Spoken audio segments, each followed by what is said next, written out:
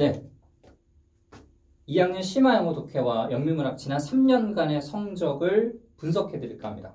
네. 앞에서는 제가 이번 기말고사 1학년 영어 기말고사의 특징을 설명해 드렸고요.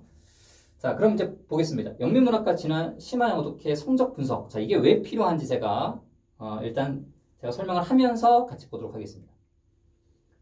자, 일단 보시면 영미문학의 지난 3년간의 성취도 비교 이렇게 되어 있습니다. 자, 우리 친구들이 2학년이 되면 자, 선택 과목을 듣게 됩니다. 자, 근데 2019년부터 좀 달라졌습니다.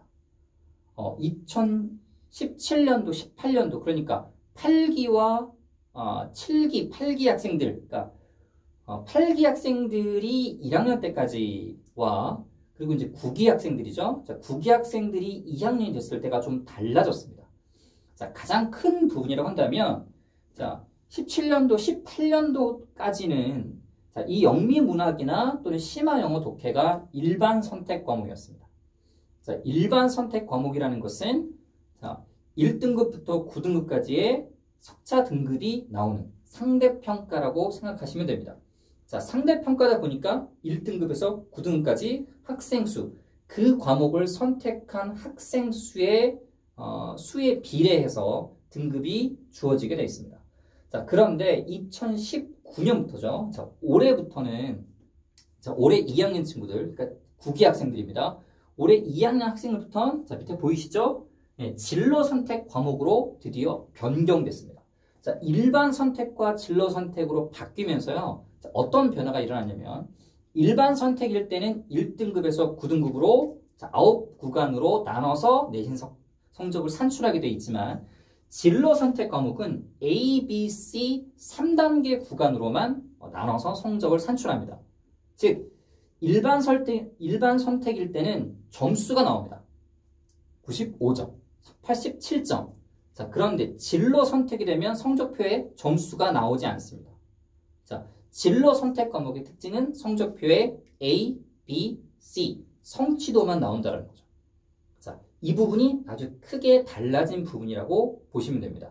자, 일반 선택. 자, 1학년 때 들었던 과목들은 전부 1등급부터 9등급까지 석차와 성적이 성적표에 기록이 되는데요. 이 진로 선택으로 선택한 과목들은 성적이 기록되지 않고 등급으로만 기록됩니다. 자, 그러다 보니까 아주 큰 변화가 있었죠.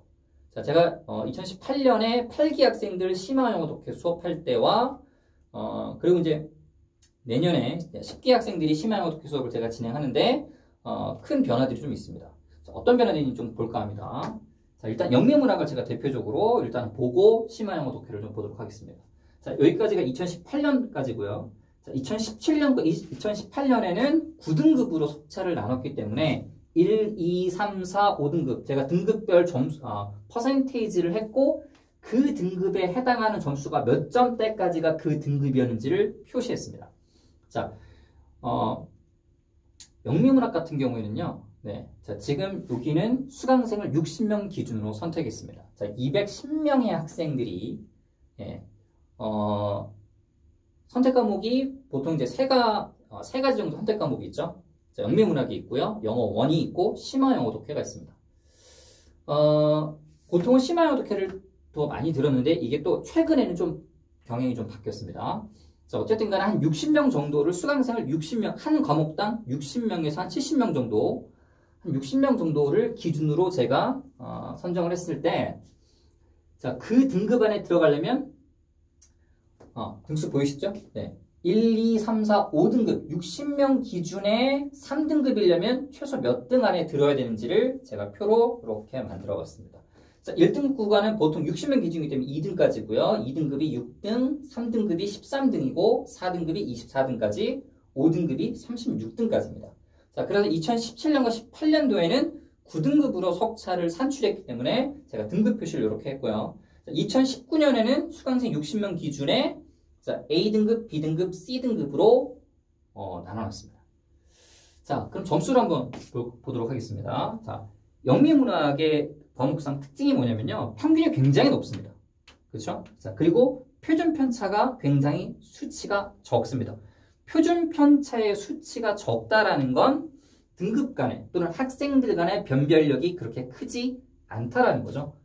자, 그래서 2017년과 2018년에 제가 이 노란색으로 해놓은 부분이 뭐냐면 목표 등급입니다. 자, 9등급 중에서 최소한 또는 최대한이 될 수도 있겠죠.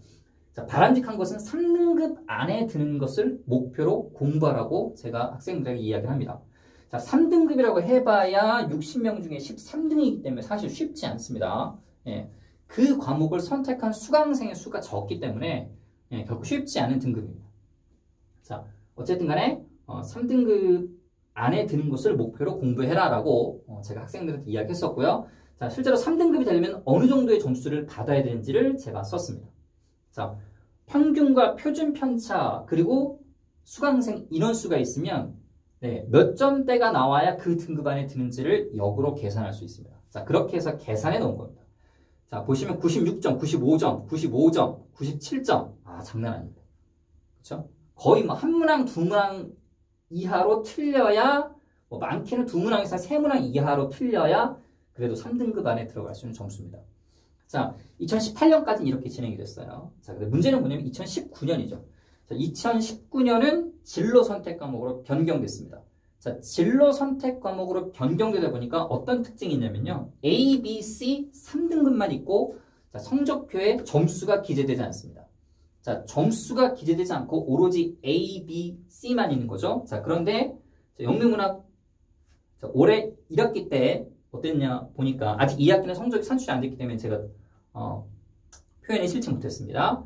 자, 모든 친구들이 전부 다 A를 받았어요. 네. 선생님이 A 점수의 기준 컷, 자, 평균이 95.95, 표준 편차가 1.9이기 때문에 시험이 굉장히 쉽게 나왔습니다.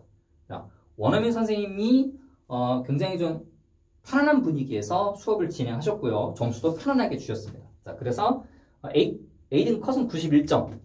모든 학생들이 다 90점을 넘었기 때문에 자, 100% 다 A를 받았습니다. 자, 그러니까 영미문학 같은 경우에는 수강 신청을 한 학생들 모두가 60명 전원이 다 A를 받았다라고 생각하시면 됩니다. 굉장히 시험을 쉽게 출제하셨나 보네요. 자, 근데 이게 동전의 양면이 있습니다. 그러면 우리가 생각할 때 영미문학을 무조건 들어야 된다고 생각할 수 있습니다. 왜? 영미문학 들으니까 다 A를 주더라. 선생님이 후하게 점수를 주더라. 그러면 영미문학 말고 심화영어 독해라든가 영어원은 굳이 들을 필요 없는 거 아니냐? 왜? 점수를 잘 주는 과목을 들으는 게 좋은 거 아니냐? 그것도 상대평가 9등급으로 가는 게 아니라 그냥 절대평가 선생님이 원한 그 점수 이상이면 모두 그 등급을 받으니까. 자, 그렇게 본다면 우리는 무조건 영미문학을 들어야 됩니다. 왜? 웬만하면 다 A를 받을 수 있으니까. B등급, C등급 없었으니까요. 그리고 점수가 역대로 봤을 때 점수가 굉장히 평균이 높습니다. 그러니까 시험이 굉장히 쉽게 출제되는 라고 볼 수 있습니다. 자, 그런데 여기서 여러분들이 이제 주의하셔야 될 부분이 뭐가 있냐면 B등급, C등급이 없고 평균도 높고 표준 편차가 적기 때문에 나중에 수시 전형에서 이 영미문학이 대학에 수시로 반영될 때 그렇게 뭐랄까 좀 타결력 있는 점수로 반영되기가 어렵습니다. 자, 무슨 말이냐면 B등급도 없고 C등급도 없어요. 수강한 모든 학생들이 전부 A예요. 그 과목은 이 영미문학이라는 과목은 그냥 점수를 주는 과목이다 라고 입학사정관이 계산할 수 있다라는 거죠. 예. 상대적인 어떤 우위를 보이는 과목이 아니라 이거는 그냥 서비스 과목이구나. 들으면 무조건 다 A를 받구나. B등급, C등급 받은 친구가 한 명도 없네. 입학사정관들이 이 점수를 다 알 수 있습니다. 예. 자, 그러다 보면 그렇게 크게 변별력이 없는 과목으로 치부될 수 있죠. 자, 그러다 보니까 오히려 이렇게 1등급에서 9등급까지 등급이 있을 때는 그래도 어느 정도의 타결력을 갖는 과목이 될 수 있지만 자, 이렇게 등급 구분이 없는 A, B, C인데 그나마 B등급, C등급이 없는 모두 다 A를 받는 과목이라고 한다면 그렇게 뭐랄까 좀 중요한 과목 또는 입학사정관들이 얘가 굉장히 영어를 다른 학생에 비해서 잘하는구나를 보여주기 힘든 과목이라고 생각하실 수 있습니다. 자, 그러다 보니까 모든 학생들이 A를 받는 이런 과목들은 사실상 우리가 흔히 나중에 이제 그 점수를 계산할 때 대학에서 수시 전형에서 점수를 계산할 때 이 Z 점수라는 G 점수라는 걸로 계산하는데요. 그 G 점수를 계산할 때 그렇게 좋은 점수를 받기가 좀 어려울 수 있습니다. 예. 자, 그래서 어쨌든 간에 올해 영미문학이 2학기는 어떻게 될지 아직 성적이 공개되지 않았기 때문에 알 수는 없지만 제 생각에는 이렇게 모두 다 A를 받는, 그러니까 점수 A를 후하게 주는 것은 지금 당장은 좋을 수 있지만 이게 먼 훗날 미래에 대학에 진학하는 그 대학에 제출하는 성적으로서의 어떤 가치를 계산해 봤을 때는 이렇게 모두 다 A를 받는 과목은 내가 다른 학생보다 더 영어를 더 열심히 했고 잘합니다라는 것을 보여주는 어떤 나의 강점을 보여주는 과목으로는 좀 어려울 수 있다.